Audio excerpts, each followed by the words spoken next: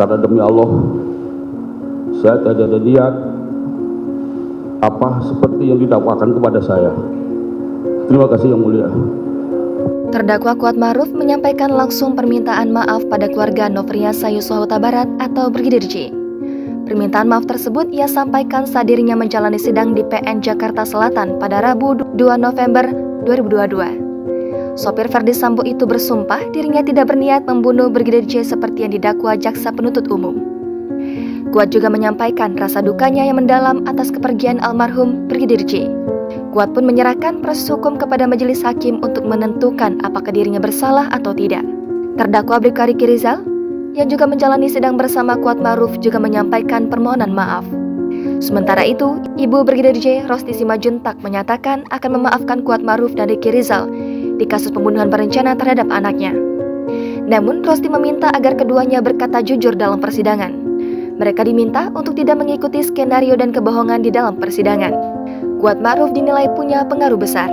Lanjut, Rosti mempertanyakan hubungan terdakwa Kuatmaruf dengan Putri Chandrawati. Rosti mempertanyakan hal tersebut karena ia merasa Kuatmaruf memiliki pengaruh besar dari kasus yang menewaskan anaknya ini. Ia menyesalkan Kuatmaruf beserta Verdi Sambo dan Putri yang sampai hati membuat kebohongan sehingga membuat publik termakan soal isu tembak-menembak. Kuatmaruf sendiri merupakan salah seorang yang menjadi saksi soal peristiwa di Magelang dan meminta Putri Chandrawati untuk menghubungi Verdi Sambo.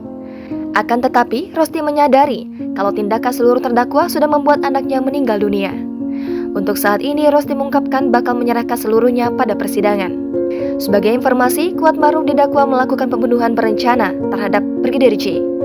Ia menjadi terdakwa bersama Putri Chandrawati, Verdi Sambo, Ricky Rizal, serta Barada Richard Eliezer atau Baradae. Kuat, Verdi Sambo, Putri Chandrawati, Ricky, serta Baradae didakwa melanggar pasal 340 KUHP, subsidiar pasal 338 KUHP, jungto pasal 55 ayat ke-1 KUHP, jungto pasal 56 ke-1 KUHP. Khusus untuk Verdi Sambo juga turut dijerat dalam kasus perintangan penyidikan atau obstruction of justice. Penembakan terhadap Brigadir J diketahui dilakukan pada 8 Juli lalu di rumah dinas Verdi Sambo di Kompleks Polri Duren 3 nomor 46, Jakarta Selatan. Kelima terdakwa dijerat pasal 340 KUHP subsidiar pasal 338 KUHP, jungto pasal 55 ayat ke-1 KUHP, jungto pasal 56 ke-1 KUHP. Mereka terancam pidana maksimal hukuman mati, penjara seumur hidup atau selama-lamanya 20 tahun. Jangan lupa subscribe, share, komen, dan like ya.